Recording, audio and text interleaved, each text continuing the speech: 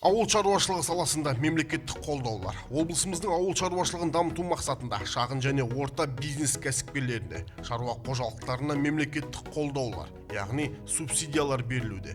2023 жылға агроөнеркәсіптік кешен субъектілерін қолдау мақсатында субсидиялауға бюджеттен 1,9 миллиард теңге көзделген.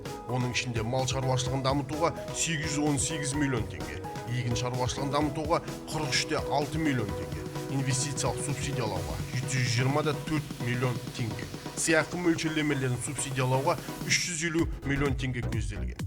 Субсидиялауға өтінім беру жолдары заңды және жеке кәсіпкерлерде шаруа қожалық болуы қажет. Ауыл шаруашылығы жануарларын бірдейлендіру міндетті.